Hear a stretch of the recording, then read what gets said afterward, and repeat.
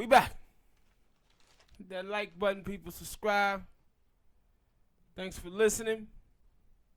We're gonna start this thing out with Tariq Nasheed, banned from the UK.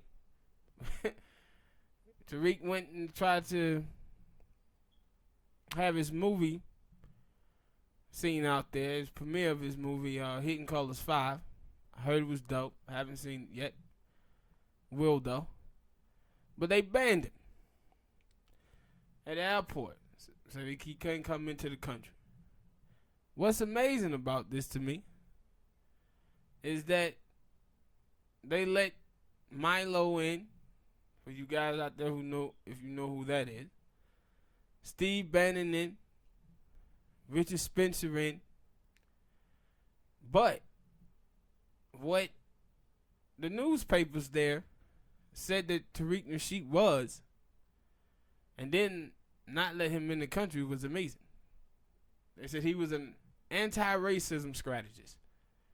And then they held him out of the country. And I said, this is similar to the shit that happened in Africa last month, where the Africa was throwing out Pan-Africans who was over there in Africa trying to explain the different layers of white supremacy and racism, and they threw those people out of the continent. And now here we go to UK tossing out Tariq Nasheed. And I said, if you done got to the point where you have a country trying to throw you out and not let you in, you done made some noise out there that they even knew who the hell he was. I don't even think they then banned Louis Farrakhan from the UK, but they done banned Tariq and said, nah, you can't come in. I said, that's crazy to me. Then not only did they not let him in, they didn't allow the movie to be seen there.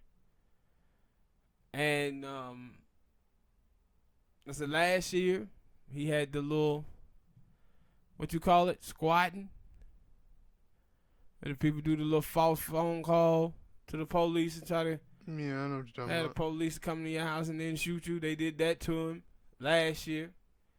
Then was going to war with him early on this year. Howard Dean and some of the political people in the media. I said, y'all ain't doing nothing but making them bigger, making more people pay attention to him. And I said he has to love that shit. But for the people to try to ban the dude because they don't want him to talk about racism and white supremacy is amazing to me. But that's where we at today.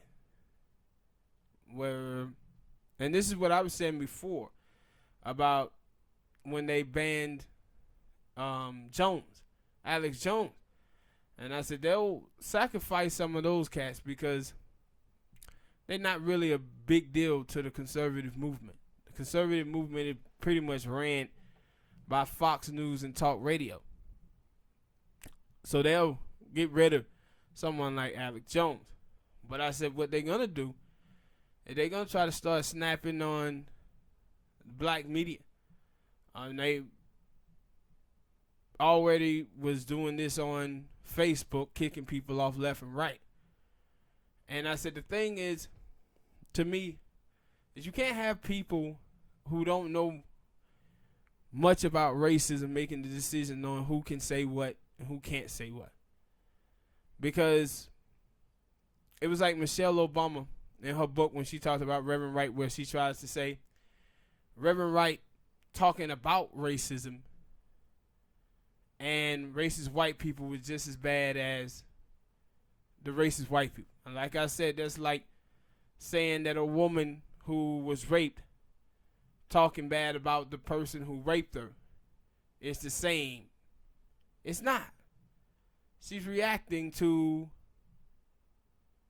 the person who raped her. And when you hear Tariq Nasheed, that's what he's doing for as racism is concerned. he's speaking out against racist people.